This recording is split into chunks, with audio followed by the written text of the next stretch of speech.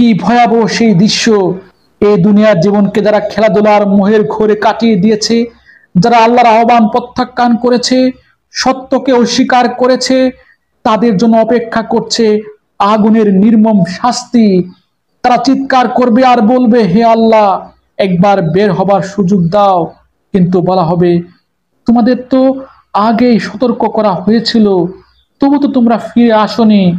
আল্লাহর এই আয়াত আমাদের হৃদয়কে কাঁপিয়ে দেয়, যেন সেই মর্মান্তিক চিত্র আমাদের সামনে ফুটে ওঠে, যা আমাদের মনে করিয়ে দেয় যে এই ক্ষণস্থায়ী জীবনের মোহে হারিয়ে গেলে চিরস্থায়ী জীবনে শুধু অনুশোচনায় অবশিষ্ট থাকবে।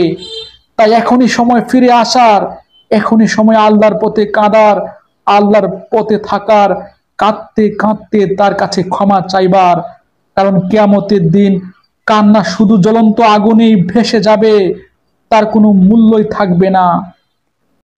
আপনি যদি চান কোরআনের আলো, কোরআনের সৌন্দর্য সবার কাছে ছড়িয়ে যাক, তবে ভিডিওতে লাইক দিবেন, কমেন্ট করবেন এবং চ্যানেলটি সাবস্ক্রাইব করে পাশে থাকবেন। আসসালামু আলাইকুম।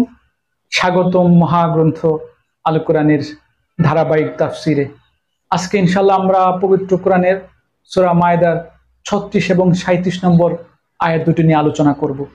এই দুটি আয়াতে মহান আল্লাহ রাব্বুল আলামিন বলেন, ইন্নাল্লাযীনা কাফারু লাউ আন্না লাহুম মা ফিল আরদি জামিআন ওয়া মিসলাহু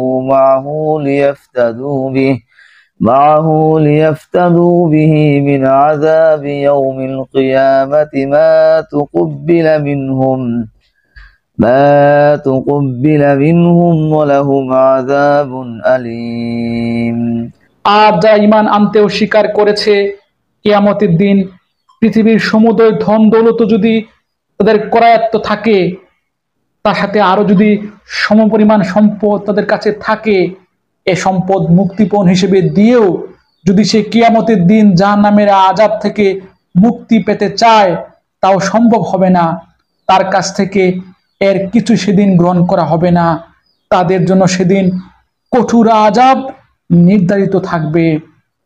يريدون أن يخرجوا من النار وما هم بخارجين منها ولهم عذاب মুকিম। তারা সেদিন দুজকের আযাব থেকে বেরিয়ে আসতে চাইবে, কিন্তু কোনো অবস্থাতে তারা সেখান থেকে বেরিয়ে আসতে পারবে না।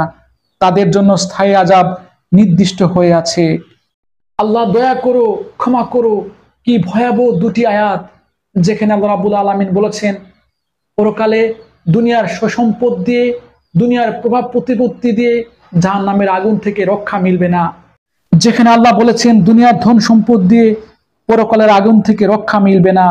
কি ভয়াবহ সেই দৃশ্য, যেদিন অবিশ্বাসীরা তাদের সবকিছু, সমস্ত পৃথিবী তার দ্বিগুণ সম্পদ আখিরাতের শাস্তি থেকে মুক্তির জন্য দিতে চাইবে, জান্নাতের শাস্তি থেকে বাঁচার জন্য দিতে চাইবে, কিন্তু কোনো কিছুই তখন গ্রহণ করা হবে না।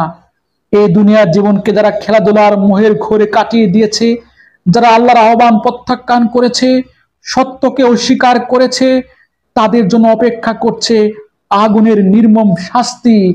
তারা চিৎকার করবে আর বলবে, হে আল্লাহ, একবার বের হবার সুযোগ দাও।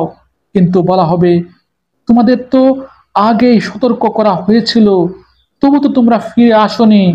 আল্লাহর এই আয়াত আমাদের হৃদয়কে কাঁপিয়ে দেয়, যেন সেই মর্মান্তিক চিত্র আমাদের সামনে ফুটে ওঠে, যা আমাদের মনে করিয়ে দেয় যে এই ক্ষণস্থায়ী জীবনের মোহে হারিয়ে গেলে চিরস্থায়ী জীবনে শুধু অনুশোচনায় অবশিষ্ট থাকবে।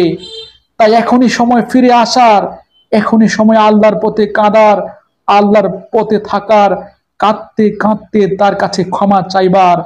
কারণ কিয়ামতের দিন কান্না শুধু জ্বলন্ত আগুনেই ভেসে যাবে, তার কোনো মূল্যই থাকবে না।